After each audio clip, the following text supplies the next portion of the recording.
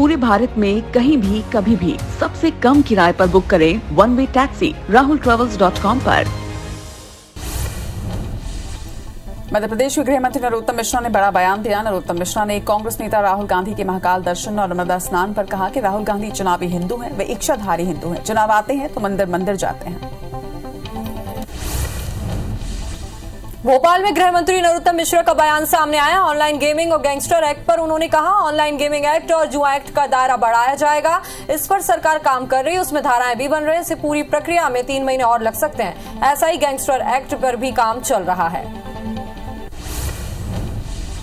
कांग्रेस विधायक जयवर्धन सिंह का बड़ा बयान सामने आया। जयवर्धन ने नरोत्तम मिश्रा को लेकर कहा कि नरोत्तम मिश्रा को भाजपा छोड़ो यात्रा निकालनी चाहिए। शिवराज जी उन्हें सीएम नहीं बनने देंगे। बहुत प्रयास वो कर रहे हैं सीएम बनने की। वहीं बीजेपी में जो गतिविधियां हो रही हैं वो सभी को पता है।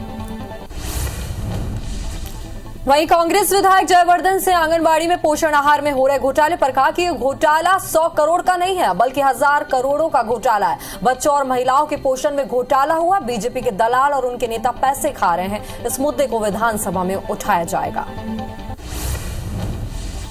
पूर्व विधायक और जिला पंचायत सदस्य ममता मीना का एक वीडियो सामने आया है, जिसे पंचायत चुनाव में नोट के बदले वोट देने का मामला बताया जा रहा है। वायरल वीडियो पर जयवर्धन सिंह का ये कहना है कि ममता मीना की गतिविधियों से हम पहले से वाकिफ हैं। उन्हें आम जनता को सम्मान देना चाहिए। जो वीडियो वायरल हो रहा है वो गलत है, लेकिन अफसोस की बात है कि बीजेपी में ऐसे लोगों को बढ़ावा मिलता है। भारत जोड़ो यात्रा में शामिल होने सीएम भूपेश बघेल आज शाम को कन्याकुमारी जाएंगे, जहां वे कांग्रेस की भारत जोड़ो यात्रा में शामिल होंगे। बता दें कि कांग्रेस नेता राहुल गांधी कल से 14 राज्यों में 3500 किलोमीटर की यात्रा करेंगे। छत्तीसगढ़ के आबकारी मंत्री कवासी लखमा ने बड़ा बयान दिया है। लखमा ने कहा कि कांग्रेस 2023 विधानसभा चुनाव भूपेश बघेल की कप्तानी में लड़ेगी। बीजेपी के पास जो 14 सीटें हैं उसे भी पूरी तरीके से गायब करेंगे। बीजेपी मुक्त छत्तीसगढ़ बनाना है। बीजेपी मुक्त बस्तर तो हो ही चुका है। आबकारी मंत्री कवासी लखमा ने आरएसएस प्रमुख मोहन भागवत दौरे पर कहा, 7 दिनों के लिए ही क्यों, उन्हें तो यहीं घर बना लेना चाहिए। 15 सालों तक रमन सिंह की पार्टी ने बहुत पैसा कमाया, उन्हें बृजमोहन अग्रवाल के घर में रहना चाहिए। मोहन भागवत वरिष्ठ है, उनका दौरा यह बताता है कि बीजेपी अब घबरा चुकी है। संघ प्रमुख मोहन भागवत आज रायपुर पहुंचेंगे। छत्तीसगढ़ में पहली बार संघ की अखिल भारतीय समन्वय बैठक होगी, जिसमें राष्ट्रीय स्तर के मुद्दों पर मंथन किया जाएगा। 7 सितंबर से निर्णायक टोली की बैठक शुरू होगी और 10 सितंबर से समन्वय बैठक शुरू की जाएगी। मध्य प्रदेश में शिवराज सरकार सीएम जन सेवा अभियान चलाएगी, जिसमें केंद्र और राज्य सरकार की योजना के क्रियान्वयन पर बात होगी। इसके लिए सामान्य प्रशासन विभाग ने सभी कलेक्टर्स और नगर निगम जनपद पंचायत के अधिकारियों को आदेश जारी कर दिए। यह अभियान 17 सितंबर से 31 अक्टूबर तक चलाया जाएगा। मध्य प्रदेश में विधानसभा चुनाव से पहले बीजेपी अभी से एक्शन मोड में है। भाजपा प्रदेश के 103 कमजोर सीटों पर विशेष अभियान चलाएगी, जहां विधानसभा प्रभारी भ्रमण कर रिपोर्ट बनाएंगे। इन 103 विधानसभा सीटों में या तो कांग्रेस लंबे समय से काबिज है या फिर भाजपा की स्थिति कमजोर है। मध्य प्रदेश में 46 नगरीय निकायों में होने वाले चुनाव को लेकर बीजेपी एक्टिव हो गई है। इन सभी निकायों के लिए बीजेपी ने प्रभारी घोषित कर दिए, जिसके लिए भारतीय जनता पार्टी के प्रदेश अध्यक्ष वीडी शर्मा ने सूची जारी कर दी है।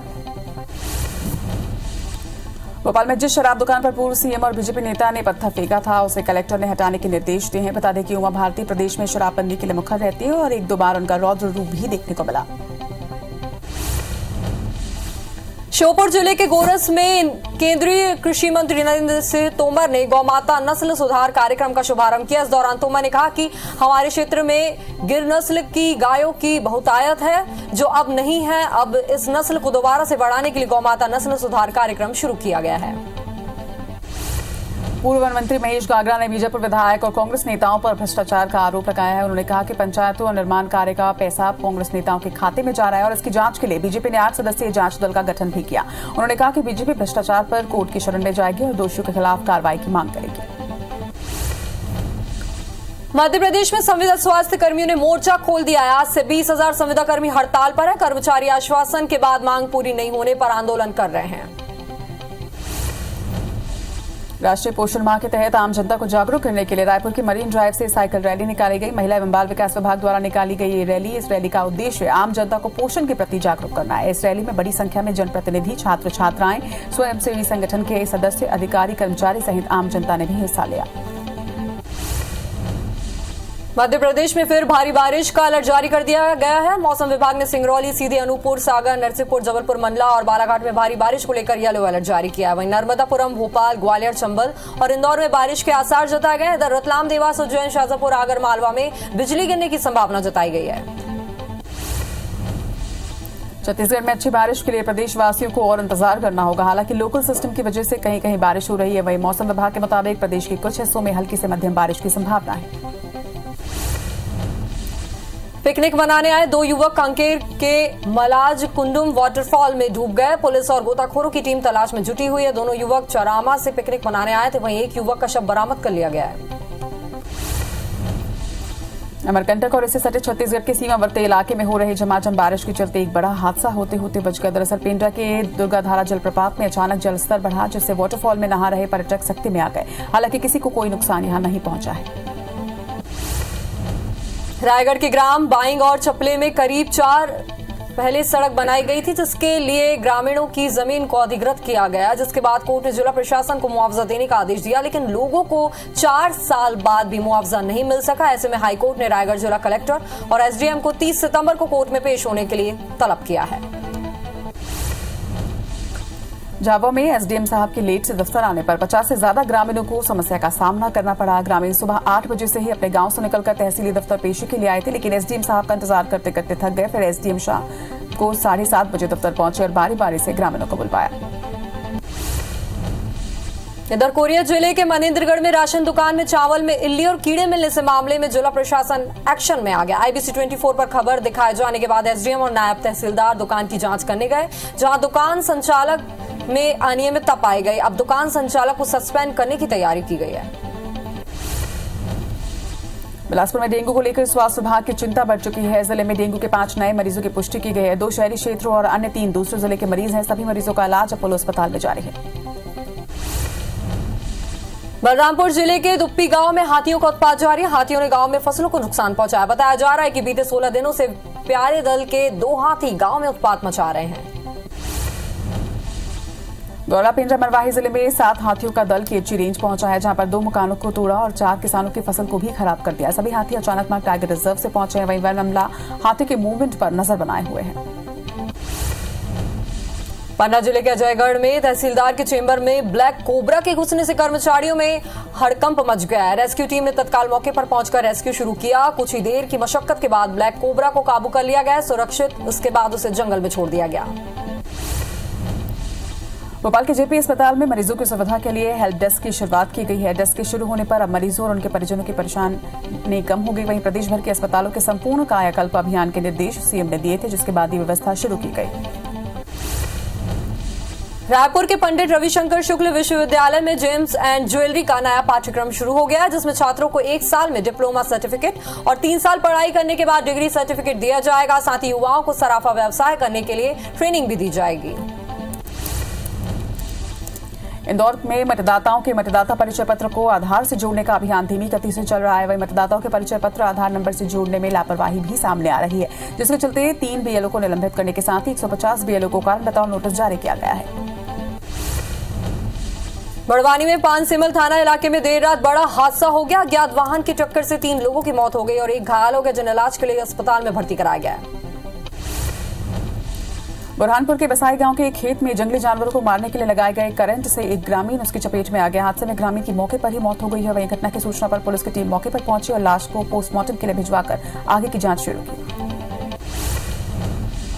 रायपुर में खारू नदी एनीकेट में 3 लोगों के डूबने के बाद रेस्क्यू ऑपरेशन लगातार जारी है, जिसमें रेस्क्यू टीम ने 1 युवक का शव बरामद कर लिया। वहीं 2 अन्य लोगों की तलाश अभी जारी है। पूरा मामला धरसीवा थाना इलाके का है। धमतरी जिले के अर्जुनी थाना इलाके में करंट की चपेट में आने से एक 10 साल के बच्चे की मौत हो गई है। बच्चे की मौत के बाद परिवार में मातम छा गया। वहीं बताया जा रहा है कि बच्चा फूल तोड़ने के लिए बाड़ी में गया था और तभी लोहे के दरवाजे में लगी लाइट से करंट फैल गई।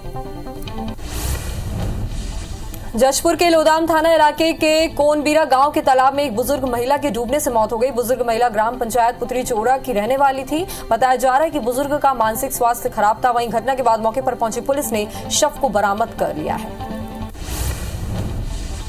ग्वालियर में धारदार हथियार से अधेड़ महिला की हत्या का मामला सामने आया। महिला कल दोपहर में लापता थी। वहीं घर से 50 मीटर की दूरी पर ही शव मुंह और हाथ बंधे हुए मिले हैं और शव पर धारदार हथियार से हमले के भी निशान हैं। हत्या की वजह का अब तक खुलासा नहीं हो पाया, पुलिस जांच में जुटी है।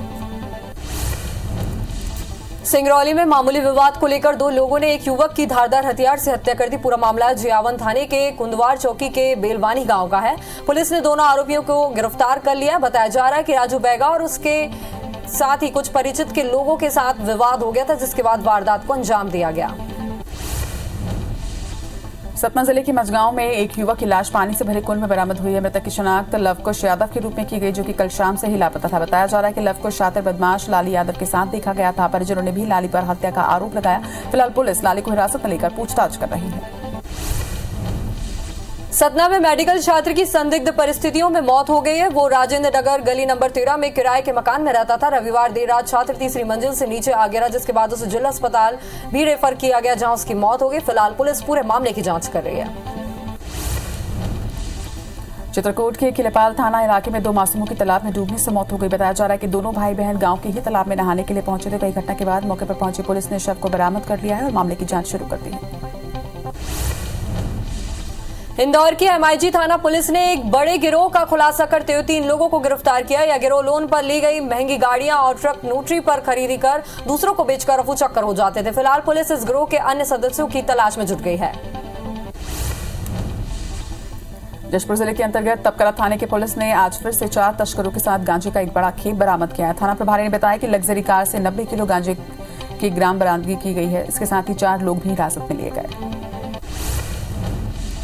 बिलासपुर के चक्करभाटा पुलिस ने भूगोल बार के संचालक को गिरफ्तार किया। बार के संचालक पर अवैध रूप से ग्राहक को ड्रग्स परोसने का आरोप है। वहीं बार के मैनेजर भी 3 महीने पहले एमडीएमए में ड्रग्स के साथ गिरफ्तार किया गया था।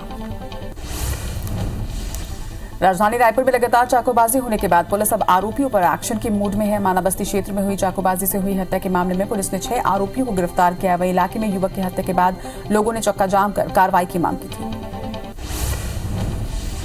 पिंडरा और गोरेला में एक नाबालिग और महिला से छेड़छाड़ी करने वाले 2 आरोपियों को पुलिस ने गिरफ्तार किया है। पिंडरा के अमरपुर में एक महिला को घर में अकेला पाकर आरोपी घर में घुसा। वहीं दूसरे मामले में भी लड़की घर में अकेली थी, जहां घुसकर एक नाबालिग ने छेड़छाड़ की। पुलिस ने परिजन की रिपोर्ट पर दोनों आरोपियों को फिलहाल गिरफ्तार कर लिया है। हटा के शहजादपुरा गांव के पास सुफंती नाले में 108 एम्बुलेंस का रास्ता रोक लिया गया है। ऐसे में गांव के सरपंच ने ग्रामीणों की मदद से सभी घायलों को 108 वाहन से उतारकर पैदल ही नाला पार करवाया और दूसरी ओर खड़े निजी वाहन की मदद से बटियागढ़ स्वास्थ्य केंद्र भिजवाया, ताकि घायलों को समय रहते इलाज मिल सके। भिंड में श्रद्धालुओं के 2 गुट आपस में भिड़ गए। दोनों गुट के लोगों ने एक दूसरे पर लाठी डंडे से हमला करने लगे। वहीं पुलिस का सायरन सुनते ही सभी भागने के लिए घटना में गांव थाना क्षेत्र के नेशनल हाईवे की है। बताया जा रहा है कि सभी श्रद्धालु दंदरोआ धाम जा रहे थे। कटनी जिले की विजय राघवगढ़ तहसील में उस वक्त हंगामा मच गया जब वहां के तहसीलदार और अधिवक्ता आपस में भिड़ गए और दोनों ही एक दूसरे को मारने पर उतारू हो गए, जिसका एक वीडियो सोशल मीडिया में जमकर वायरल हो रहा है। वहीं इस झगड़े के बाद दोनों ही पक्ष विजय राघवगढ़ थाने पहुंचे और वहां पर भी अधिवक्ताओं ने जमकर हंगामा किया। सरगुजा जिले के सीतापुर थाना इलाके में मधुमक्खी के हमले से 65 वर्षीय बुजुर्ग की मौत हो गई। खेत में काम करने के दौरान महिला के ऊपर मधुमक्खियों ने जानलेवा हमला कर दिया और उसे बुरी तरह से घायल कर दिया, जिसके बाद अस्पताल ले जाते समय रास्ते में ही बुजुर्ग महिला ने दम तोड़ दिया। गौलापिंडा बनवाही जिले के खोडरी गांव में दुकान और मकान में लाखों की चोरी हुई है। चोरों ने मकान और दुकान से 30,000 रुपए नकद और करीब 5 लाख के जेवरात और सामान को पार कर दिया। इसके साथ ही 2 घरों में चोरी का प्रयास भी किया गया। फिलहाल गौरला पुलिस मामले की जांच में जुटी हुई है।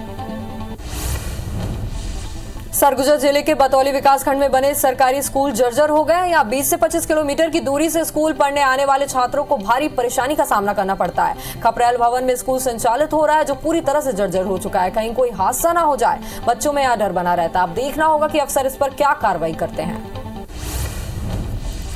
इंदौर में कोरोना टीकाकरण महाअभियान का अंतिम चरण 28 सितंबर को समाप्त होना है, लेकिन अब तक केवल 2,29,000 लोगों ने ही वैक्सीन लगवाई है, जबकि हर दिन 30,000 से ज्यादा लोगों को वैक्सीन लगाने का लक्ष्य है। स्वास्थ्य विभाग केवल लोगों को वैक्सीन लगाने की अपील कर रहा है, जबकि सच्चाई ये है कि लोगों में अब जागरूकता की कमी बनी हुई है।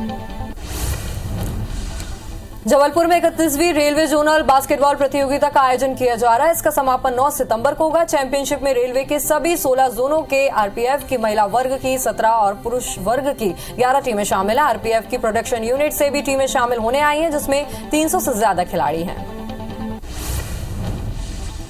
झाबुआ में कड़वे नीम के पेड़ से मीठा दूध निकल रहा है, जिसे देखकर देवी का चमत्कार मानकर लोग यहां पूजा पाठ के लिए उमड़ पड़े। हालांकि जानकार इसे वनस्पति की सामान्य क्रिया बता रहे हैं। IBC 24 अंधविश्वास को बढ़ावा नहीं देता। हो सकता है इस घटना का कोई वैज्ञानिक कारण हो। पेंड्रा के अमरकंटक इलाके में 2 दिनों से लगातार बारिश जारी है। पहाड़ों का मलबा अब सड़क पर आ गया है, जिससे जगह जगह रास्ता जाम हो रहा है। यहाँ गोरेला, पेंड्रा, मरवाई सहित अमरकंटक और उससे सटे इलाकों में लगातार बारिश का दौर जारी है। डूंगरगढ़ में गणेश उत्सव पर्व धूमधाम से मनाया जा रहा है। शहर की सबसे प्रसिद्ध बुधवारी पारा स्थित गणेश प्रतिमा राजस्थान के राजा को देखने के लिए भीड़ उमड़ रही है। वहीं यहाँ की गणेश प्रतिमा राजस्थान के कलाकारों द्वारा तैयार की गई है। यहाँ पर स्थल झांकी बनाई गई है, जहाँ कोरोना के बाद बच्चों की पढ़ाई पर पड़े असर को दिखाया गया है। खंडवा के एक नन्हे उस्ताद का वीडियो सोशल मीडिया पर जमकर वायरल हो रहा है। यह वीडियो खंडवा के एक बाल गणेश पंडाल का है, जहां ये बच्चा खुद से बड़े लड़कों के साथ ताशे बजाते नजर आ रहा है, वो भी ताल से ताल मिलाकर।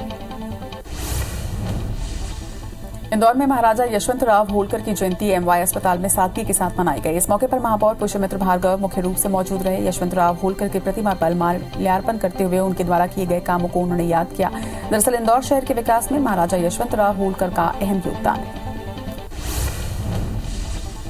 जशपुर जिले के तपकरा थाना इलाके के बारो गांव के जंगल में विदेशी पर्यटक लोगों के आकर्षण का केंद्र बने हुए हैं। विदेशी जंगल में टेंट लगाकर आराम कर रहे थे, तभी ग्रामीणों ने सरपंच को सूचना दी। बातचीत में उसने रूस का नागरिक बताया और कहा कि वो पूरे देश का साइकिल से भ्रमण कर रहा है।